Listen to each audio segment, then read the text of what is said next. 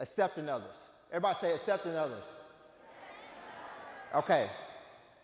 This is the way in which you see everybody else around you. The way in which you see everybody else around you. So when you see people walking down the hall, when you see people in your classroom, grocery store, wherever you're at, what are the first things that you notice? Are you looking at them and you are noticing the amazing things about them? Are you looking about that like, oh man, he ain't got mismatched socks on. Looking at that man, he ain't got this going on, she ain't got that.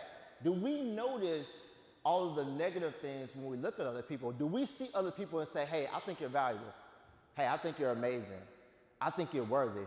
I think you're absolutely. Do we look at other people and we see the great things about them? And that's what acceptance of others is all about. We can look around our classrooms, look around our communities and say that, hey, me uplifting you is not me putting myself down. We can both be elevated. We can both be great. We can both be amazing. But do we go about the process of doing that, or do we look at other people and actually think about those negative things? And one of the biggest issues that we have within our schools and within our communities, even when it comes to bullying, bullying is the complete opposite of what it means to accept somebody else. Bullying is that aspect of you looking at somebody else and say, I'm going to look at the most negative thing that I can find about him, and I'm going to highlight that. I'm going to hit him in a place, hit her in a place to where I know that it hurts. Because I want to get that feeling. I want to make sure that it hurts. I want to make sure that I can bring him down, because that's what it's all about. But in essence, why do we do it? Why do we do it? The only reason why I would talk about somebody else is if I don't feel great about myself. So if anybody that has ever been bullied, that has ever been talked about, what things that you should know is that person that talks about you, they're not better than you. Not at all.